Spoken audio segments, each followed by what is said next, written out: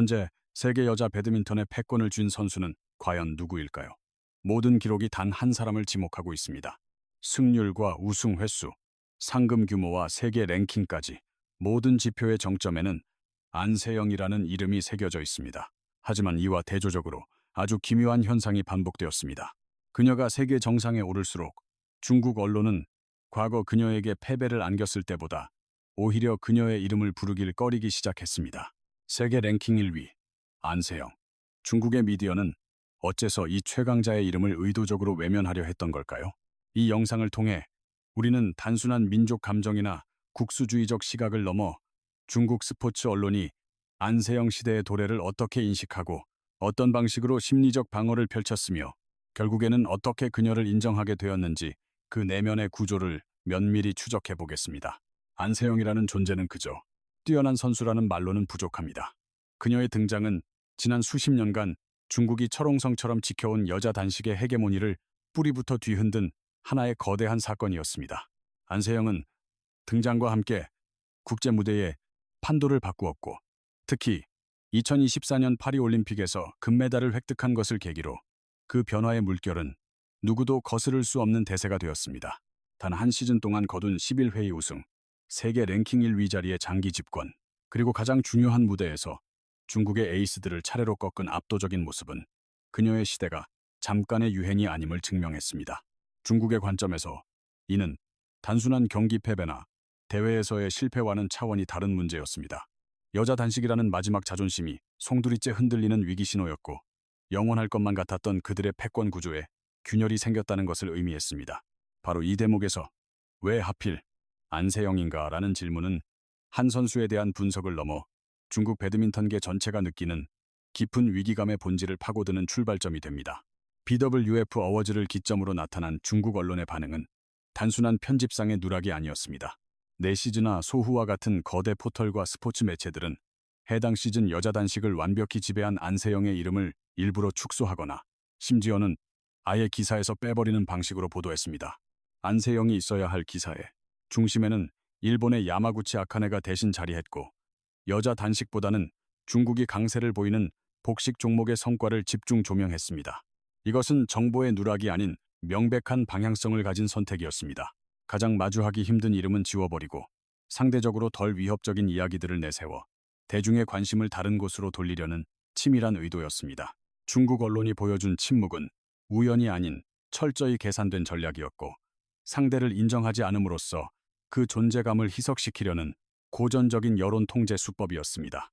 안세영을 거론하지 않는 것이 그녀의 위상을 깎아내릴 수 있다고 믿었던 순간, 그 침묵은 방어 기제가 되었고, 역설적으로는 중국 배드민턴이 느끼는 위기의 깊이를 스스로 폭로하는 신호가 되었습니다. 시간이 흐르면서 안세영을 대하는 중국 언론의 심리는 명확한 단계적 변화를 거쳤습니다. 이는 단순한 평가의 전환이 아니라 패권을 쥔 지배자가 도전을 받을 때 나타나는 심리적 방어 과정의 전형이었습니다. 그 첫 단계는 평가절하였습니다. 안세영이 한창 연승을 이어가던 초반, 중국 매체들은 그녀를 체력만 좋은 선수나 러닝머신에 비유하며 기술적 깊이는 얕다는 프레임을 고수했습니다. 강철 같은 수비와 체력은 높이 사지만 공격의 날카로움이나 전략적 운영 능력은 부족하다는 논리였습니다. 그녀의 강점을 오직 체력이라는 소모성 자원으로 한정지어 언젠가는 한계에 부딪힐 선수로 깎아내리려 했던 것입니다. 하지만 승리가 계속되고 결승에서 중국 선수들이 연이어 무너지자 두 번째 단계인 회피 전략이 등장했습니다. 안세영과의 맞대결을 직접적으로 다루는 기사는 눈에 띄게 사라졌고, 그녀가 출전하지 않은 다른 대회의 결과가 기사의 중심이 되었습니다. 기사에서 사용하는 어휘도 미묘하게 바뀌었습니다. 안세영이라는 이름 대신 한국 에이스나 상대 선수 같은 간접적인 표현이 증가했으며, 패배의 이유 역시 실력 차이가 아닌 컨디션이나 일정 같은 외부 요인으로 돌렸습니다. 더는 그녀의 실력을 폄하할 수 없지만 정면으로 인정하기는 자존심이 허락하지 않는 상황에서 나온 고육지책이었습니다. 그리고 마지막 단계는 피할 수 없는 인정이었습니다. 올림픽 금메달, 한 시즌 11회 우승, 흔들림 없는 세계 랭킹 1위 수성이라는 압도적인 기록 앞에서 더는 외면할 수 없게 된 것입니다. 이 시점부터 중국 언론의 표현은 극적으로 변하기 시작합니다. 안세영은 육각형 전사, 여자 단식의 완성형, 구옷 등으로 불렸으며 일부는 전설 린단과 비교하는 기사까지 내보냈습니다. 이는 더 이상 부정하거나 피할 수 없는 거대한 현실 앞에서 나온 진심 어린 고백이었습니다. 폄하의 언어가 사라지고 경외에 가까운 찬사가 등장한 그 순간은 중국 언론 스스로가 안세영의 시대를 공식적으로 받아들였음을 알리는 신호탄이었습니다. 이 세 단계의 뚜렷한 변화는 안세영의 실력이 단순히 개인의 성과를 넘어 기존의 질서 자체를 근본부터 뒤흔드는 구조적인 힘이었음을 명확하게 보여줍니다. 중국의 언론과 네티즌들 사이에서 자생적으로 퍼져나간 신조어가 있는데 바로 공안증입니다. 두려울, 공공, 자와, 안세영의 안한, 자를 조합한 이 단어는 안세영과 마주하는 순간 기술적 문제 이전에 심리적으로 먼저 무너져 내리는 현상을 뜻합니다. 특히 흥미로운 사실은 이 용어가 외부에서 만들어진 것이 아니라 중국 내부에서 자발적으로 생겨나 널리 쓰이기 시작했다는 점입니다. 이것은 단순한 연패를 넘어 안세영이라는 존재 자체가 하나의 집단적인 심리적 압박으로 작용하고 있음을 보여주는 증거입니다. 공안증의 핵심은 실력의 열세가 아니라 정신력의 선제적 붕괴에 있습니다. 중국 언론 스스로도 자국의 선수들이 안세영만 만나면 경기 초반부터 위축된 플레이를 펼치고 평소에는 상상도 못할 어이없는 실수를 연발하는 현상을 꼬집고 있습니다. 랠리가 길어질수록 점수를 내주는 게 아니라 정신력이 먼저 허물어진다는 분석입니다. 안세영과 맞붙는 경기는 기술을 겨루기 이전에 심리 싸움에서부터 이미 승패가 갈린다는 인식이 중국 내부에 확고히 자리 잡았습니다. 이러한 안세영 공포증을 가장 뚜렷하게 보여준 선수가 바로 왕지이입니다. 2025년 한 해 동안 왕지이는 안세영과 8번을 만나 단 한 번도 이기지 못했습니다. 패배하는 과정조차 매번 비슷했습니다. 경기가 팽팽하게 흘러가는 듯하다가도 승부처가 되면 어김없이 집중력이 흔들렸고 세트 막판으로 갈수록 공격 루트가 눈에 띄게 단조로워졌습니다. 월드투어 파이널에서 패한 뒤 보인 눈물은 그 절망감의 클라이맥스였습니다. 중국 언론은 이 장면을 단순히 경기에서 진 아쉬움이 아니라 거듭된 좌절이 초래한 심리적 붕괴가 겉으로 드러난 것이라고 분석했습니다. 이를 기점으로 중국 주요 매체들의 보도 방향은 한층 선명해졌습니다. 더는 기술적 분석만으로는 설명이 불가능한 영역에 도달했다는 겁니다. 이제 문제는 실력 차이가 아닌 트라우마라는 말까지 나오기 시작했습니다. 일부 칼럼에서는 안세영을 상대를 이기는 선수를 넘어 상대를 정신적으로 먼저 파괴하는 존재로 묘사하기까지 했습니다. 이는 공안증이 단순한 신조어를 넘어 중국 여자 단식이 처한 구조적 위기를 함축하는 단어가 되었음을 보여줍니다.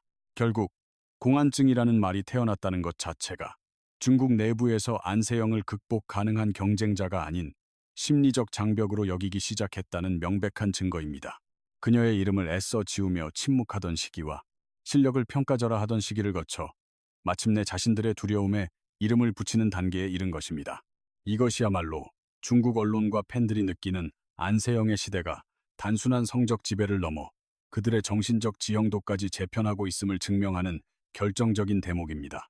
불과 몇 년 전만 해도 중국 언론이 만들어낸 구도는 명확했습니다. 여자 단식은 양강체제였고 도쿄 올림픽 금메달리스트인 천위페이는 기술, 경험, 전술적 완성도 모든 면에서 안세영과 대등하게 맞설 유일한 선수로 그려졌습니다. 그녀는 중국 여자 단식의 마지막 자존심이자 정면 대결이 가능한 희망으로 여겨졌습니다. 하지만 2025년을 기점으로 이러한 이야기에 서서히 균열이 생기기 시작했습니다. 중국 언론이 사용하는 어조가 점차 달라진 것입니다. 막상막하의 라이벌이라는 표현은 어느새 사라졌습니다. 그 자리에는 극심한 소모전, 체력과 멘탈을 동시에 갉아먹는 경기, 위험 부담이 큰 정면 대결이라는 냉정한 현실 인식이 자리 잡았습니다. 이는 단순히 표현의 변화가 아닙니다. 안세영과의 맞대결을 이길 수도 있는 승부가 아닌 오직 피로감만 남기는 싸움으로 인식하기 시작했다는 것을 의미합니다. 결정적인 변화의 지점은 중국 매체들이 회피라는 단어를 노골적으로 사용하기 시작했다는 것입니다. 신화스포츠와 소우 같은 주요 언론 매체는 더 이상 어떻게 이길 것인가에 대해 이야기하지 않았습니다. 그 대신 어떻게 하면 최대한 늦게 만날까? 언제 만나는 것이 손실을 최소화하는 길인가? 와 같은 질문이 기사의 중심이 되었습니다. 천위페이는 더 이상 안세영을 격파할 선봉장이 아니었습니다. 그녀는 안세영과의 충돌 시점을 조율해야 하는 전략적 자산으로 제정이 되었습니다. 이러한 인식의 변화가 가장 명확하게 드러난 무대가 바로 2026년 인도네시아 마스터스였습니다. 안세영이 참가하지 않은 이 대회에서 천위페이가 우승을 거머쥐었지만 중국 언론의 관련 보도에는 예외 없이 공통된 전제가 따라붙었습니다. 만약 안세영이 있었다면 결과는 달랐을 것이다. 혹은 이번 우승은 안세영이 없었기에 가능했다는 단서 조항이었습니다. 흥미로운 사실은 이 문장이 비판의 의미가 아니라 당연한 전제 조건처럼 반복해서 사용되었다는 점입니다. 다시 말해 중국 언론 스스로 천위페이의 우승을 완벽한 실력의 증명으로 인정하지 않은 셈입니다. 우승은 하나의 성과인 동시에 회피 전략이 성공했음을 보여주는 사례로 취급되었습니다. 이는 천위페이 개인의 위상보다 안세영의 부재가 만들어낸 공백을 더 중요하게 부각하는 서술 방식입니다. 결국 천위페이를 둘러싼 이야기의 흐름은 중국 여자 단식 전체의 전략 변화를 보여주는 축소판과 같습니다. 과거의 질문이 누가 안세영을 이길 것인가였다면 이제는 누가, 언제, 어떤 조건에서 안세영과 만날 것인가가 핵심적인 전략적 고민이 된 것입니다. 대항마라는 말이 자취를 감추고 우회 전략이 공식적인 언어가 된 순간 중국 언론은 사실상 하나의 진실을 인정한 것이나 다름없습니다. 안세영은 더 이상 뛰어넘어야 할 상대가 아니라 경로를 수정해서라도 피해가야 하는 존재가 되었다는 사실을 말입니다. 파리올림픽은 중국 언론이 더는 안세영의 존재를 외면할 수 없게 된 결정적인 전환점이었습니다. 그간 침묵과 회피, 평가절하로 유지해오던 그들의 서사 전략은 올림픽이라는 거대한 무대 앞에서 속수무책으로 붕괴했습니다. 결승전 상대가 자국 선수였고 패배하는 장면이 전 세계로 송출되는 상황에서 안세영이라는 실체를 더 이상 가릴 수는 없었기 때문입니다. 결승전 대진은 상징하는 바가 컸습니다. 안세영과 허빙자오의 대결은 단순한 개인 간의 승부를 넘어 한국의 절대 강자와 중국 여자 단식의 마지막 방어선이 맞붙는 구도였습니다. 결과는 분명했습니다. 안세영의 완벽한 승리였습니다. 점수 차이보다 더 인상 깊었던 것은 경기 내용 그 자체였습니다. 스피드, 수비 범위, 공수 전환, 타이밍, 결정력에 이르기까지 모든 면에서 안세영이 한 수 위였고 허빙자오는 필사적으로 저항했지만 경기의 흐름을 바꿀 만한 변수를 전혀 만들지 못했습니다. 이 경기는 아쉽게 패한 경기가 아니라 압도적인 실력 차이를 확인한 패배로 역사에 남았습니다. 이 순간 중국의 국영 매체들조차 기존의 침묵 전략을 고수할 수 없었습니다. 신화통신과 CCTV는 안세영을 자격 있는 챔피언, 현존하는 최강자라고 명확하게 지칭했습니다. 이는 단순한 외교적 립서비스가 아니라 국제적인 스포츠 무대에서 더 이상 진실을 왜곡할 수 없다는 현실적인 판단에 가까웠습니다. 올림픽 결승의 패배는 변명으로 가릴 수 없으며 승자의 이름은 반드시 존중받아야 합니다. 하지만 그와 동시에 중국 언론은 또 다른 전략을 꺼내 들었습니다. 바로 이야기의 방향을 트는 것이었습니다. 경기 직후 쏟아진 보도들의 초점은 안세영의 경기력을 분석하거나 패배의 원인을 파헤치는 것이 아니었습니다. 그러나 스포트라이트는 허빙자오에게로 향했습니다. 특히 시상대 위에서 그녀가 카롤리나 마린을 향해 보낸 존중의 제스처가 반복적으로 송출되었습니다. 이 장면은 곧 스포츠 정신, 인간적인 품격, 그리고 중국 선수의 높은 도덕성이라는 상징으로 확대 해석되었습니다. 중국 언론은 이 장면을 빌려 하나의 분명한 메시지를 전하고 싶어 했습니다. 금메달은 놓쳤을지언정 중국은 그보다 더 큰 가치를 지켜냈다는 이야기였습니다. 이는 기술적인 패배라는 현실을 냉정하게 파고들기보다 감동과 도덕이라는 프레임으로 대중의 시선을 돌리려는 의도였습니다. 그 전략의 목표는 명확했습니다. 안세영의 승리가 몰고 온 충격파를 직접적으로 감당하는 대신 패배를 감동적인 미담과 인간적인 이야기로 포장하는 것이었습니다. 이는 패배가 남긴 상처를 희석하고 대중의 감정을 관리하려는 전형적인 위기관리 커뮤니케이션 전략이었습니다. 하지만 역설적이게도 이 순간은 중국 언론이 지켜온 침묵이 마침내 깨지는 장면이기도 했습니다. 아무리 감동적인 서사를 만들어내도 그 밑바탕에는 외면할 수 없는 하나의 사실이 깔려 있었기 때문입니다. 안세영이라는 존재가 중국 여자 단식의 아성을 정면으로 무너뜨렸다는 사실 말입니다. 그래서 파리올림픽 결승전은 단순히 금메달의 향방을 가르는 경기가 아니었습니다. 그 경기는 중국 언론이 원치 않았지만 더 이상 피할 수 없었던 안세영 시대의 서막을 공식적으로 인정해야만 했던 순간이었습니다. 2023년부터 2026년에 이르기까지 안세영을 바라보는 중국 언론의 관점은 눈에 띄게 변화해왔습니다. 이러한 태도의 변화는 단순히 한 선수에 대한 평가를 수정하는 것을 넘어 중국 여자 단식이 오랫동안 유지해온 절대 권력의 구도가 흔들리고 있다는 명백한 신호입니다. 이제 안세영은 그저 강력한 선수라는 범주에만 묶어둘 수 없는 존재가 되었습니다. 그녀는 중국이 가장 오랫동안 지배해온 여자 단식이라는 영역의 심장부를 정면으로 꿰뚫고 들어온 인물입니다. 올림픽 금메달, 단일 시즌 11번의 우승, 그리고 장기간 이어진 세계 랭킹 1위라는 업적은 중국의 입장에서 단순한 패배가 아닌 패권의 상실을 알리는 위기 신호로 받아들여질 수밖에 없었습니다. 이 때문에 중국 언론이 초기에 보인 반응은 의도적인 축소와 외면이었습니다. 한동안 안세영은 체력만 앞세운 선수 또는 기술이 단조로운 러닝머신이라는 정해진 틀 안에서만 평가되었습니다.